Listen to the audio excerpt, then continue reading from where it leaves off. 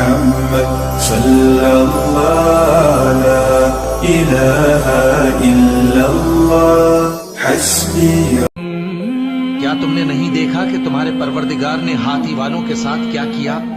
کیا اس نے ان کا داؤں غلط نہیں کیا؟ اور اس نے ان پر جھنڈ کے جھنڈ پرندے چھوڑ دیے جو ان پر کھنگر کی پتھریاں پھینکتے تھے، تو اس نے ان کو ایسا کر دیا جیسے کھایا ہوا گوشت.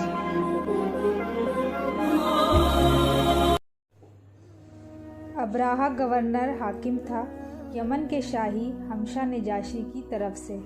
یہ وہ نجاشی نہیں تھا جس کے پاس نبی کریم صلی اللہ علیہ وسلم کے صحابہ اکرام نے ہجرت کی، بلکہ اس کے والد نجاشی نے یمن کا کچھ حصہ فتح کیا ہوا تھا. اس نے اپنا حاکم بھیجا ہوا تھا جس کا نام ابراہہ تھا. ابراہہ یمن میں نجاشی کا حاکم تھا، اور وہ دیکھتا ہے کہ ہر سال اس کے لوگ شمال کی طرف جاتے ہیں تو وہ پوچھتا ہے، تم لوگ کہاں جا رہے ہو؟ لوگ کہتے ہیں ہم حج پہ جا رہے ہیں. وہ کہتا، کیوں، وہاں پہ کیا ہے؟ لوگ کہتے، وہاں اللہ کا گھر کعبہ شریف ہے. وہ کہتا، میں تم لوگوں کے لیے کعبہ سے بھی بہتر گھر بناؤں گا اور تمہیں حج کے لیے یہیں آنا ہوگا. پھر وہ ایک بہت ہی بڑی گرجا گھر کی تعمیر کرواتا ہے. کیونکہ وہ عیسائی تھا اس لیے گرجا گھر کی تعمیر کرواتا ہے، اور لوگوں سے کہتا ہے کہ حج کرنے کے بجائے تم سبھی لوگ گرجا گھر آؤ اور یہاں آ کر عبادت کرو. اگلے سال جب یمن کے لوگ حج کرنے کے لیے کعبہ چلے گئے تو اس کو بہت غصہ آیا، اور غصے میں آ کر اس نے یہ قسم کھائی کہ میں کعبہ شریف کو ڈھا دوں گا. اس نے کہا، میرے پاس ہاتھیوں کی فوج ہے. جب وہ کعبہ کی طرف روانہ ہوا، جیسے ہی وہ لوگ طواف کی طرف گئے تو حکم کیا کہ جاؤ مکہ کے سردار کے پاس اور انہیں کہو، ہم لڑنا نہیں چاہتے ہیں، بس ہم آئیں گے اور کعبہ کو ڈھا دیں گے اور واپس چلے جائیں گے. حضرت عبد المطلب جو حضرت محمد صلی اللہ علیہ وسلم کے دادا اور مکہ مدینہ کے سردار تھے، ان تک یہ خبر پہنچائی گئی کہ ابراہہ کی فوج کعبہ کو ڈھانے آ رہی ہے. آپ نے فرمایا، ٹھیک ہے، اسے آنے دو، اور ابراہہ اپنی پوری فوج کے ساتھ آیا. جیسے ہی وہ لوگ مکہ پہنچے، ان لوگوں نے عبد المطلب اور قریش کی مال و مویشی کو اپنے قبضے میں لے لیا. پھر عبد المطلب نے ابراہہ کی فوج کے ایک شخص سے کہا کہ تم اگر کعبہ کو ڈھا سکتے ہو تو ڈھا کر دکھاؤ، لیکن ہماری اونٹ واپس دے دو. وہ شخص حضرت عبد المطلب کو ابراہہ کے پاس لے گیا. حضرت عبد المطلب خود میں ہی ایک قابل شخصیت کے مالک تھے. آپ بہت ہی رعبدار تھے. آپ اتنے رعبدار شخصیت کے تھے کہ آپ کو دیکھتے ہی پتہ چل جاتا کہ آپ سردار ہیں.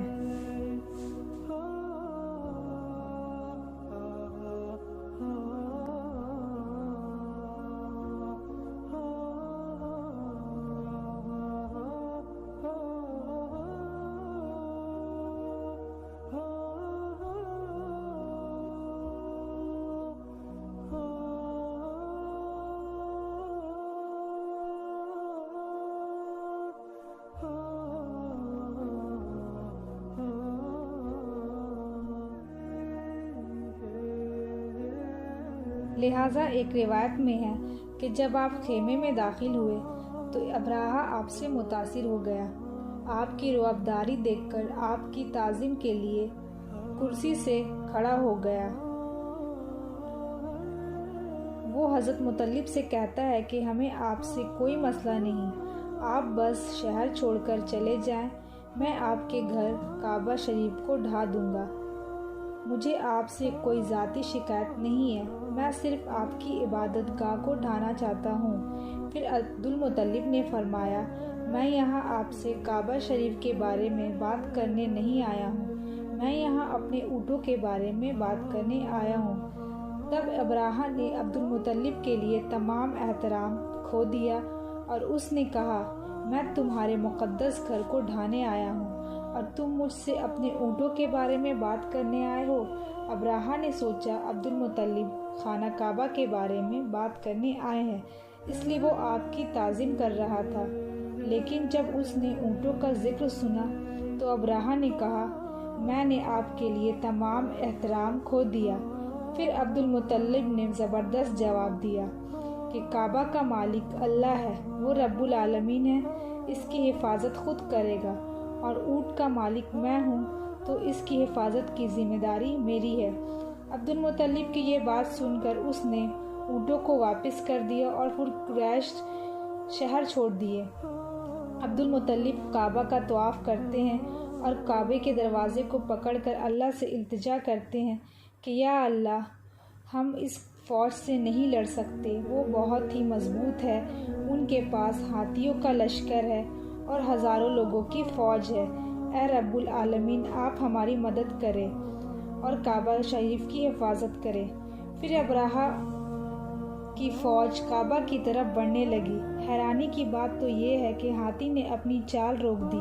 ان لوگوں نے جب اس کا رخ موڑا کر اس کو پیٹا تو ہاتھی بھاگ گیا۔ اللہ تبارک تعالیٰ کی عظمت دیکھیں، ہاتھی پھر وہیں رک گیا۔ کس نے روکا؟ اللہ سبحانہ و تعالیٰ نے۔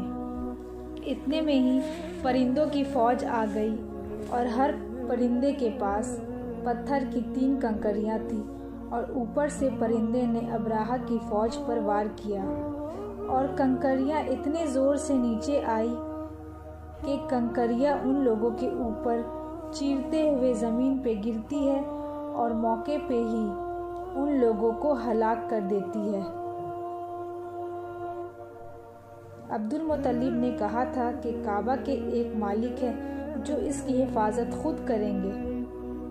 اس دن سے لے کر آج تک خانہ کعبہ کی حفاظت خود اللہ پاک کرتے ہیں۔ یہ اللہ کی طرف سے بھیجا ہوا عذاب تھا۔